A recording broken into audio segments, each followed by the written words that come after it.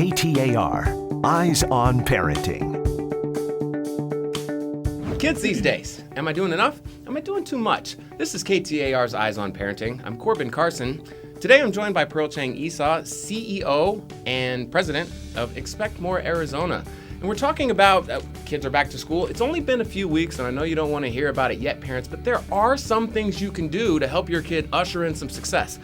What are a few tips parents can do in the first couple of weeks back to school?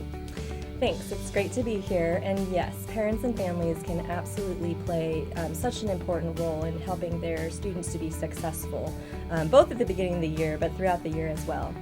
So of course, first we would suggest that parents take the time to get to know their child's teacher or teachers.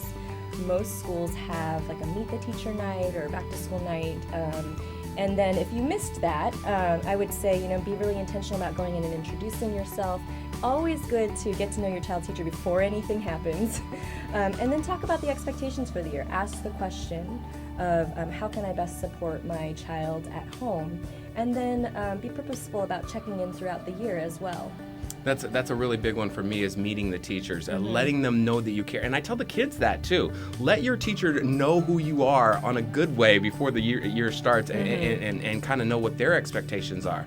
Another thing that I kind of wanted to know is I like to ask them early on what the homework is, the early readings, the early assignments, to just remind the kid to get back on track with that sort of. Are there any tips like that of things that they can do right as to find out what a teacher is requiring in their class?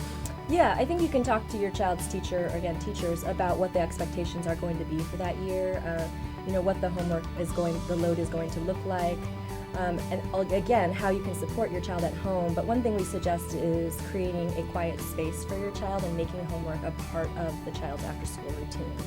Most kids need to decompress a little bit after they get home from school, but then just getting them used to, after decompressing, having a set-aside place that's free from distraction, accessible to study tools, and so that they know that this is a part of what they have to do every day. What do you think about micromanaging, kind of in the early portions of the year? I mean, obviously it'd be kid dependent. Some kids just have it easy, and some kids need a little push to get back going. Do you, as far as once you've learned the requirements from the teacher, how do you feel about, just for a couple of weeks, how did that assignment go? Or did you turn that in or checking? Do you suggest anything like that? Yeah, I think it is. If your child tends to be really responsible and has always been really on top of it, it's probably a little less necessary. But it's always a good idea to check in with your child on how things are going. Even if it's asking, how was that homework? Did you find it challenging? Is there anything you need help with? And you can see their grades online now, too. So you can really check kind of on a day-to-day basis. Yes, that is helpful. Perfect. Well, there you have it. This has been KTAR's Eyes on Parenting. I'm Corbin Carson, father of 4, 1 in college, 1 in high school, 1 in kindergarten, and 1 in diapers. Chances are I'm facing a question you're facing as far as kids are concerned. If so, hit me up on Twitter, and we can work your topic into our show. I'd like to thank Pearl Chang Esau for joining us. We'll see you next time, folks.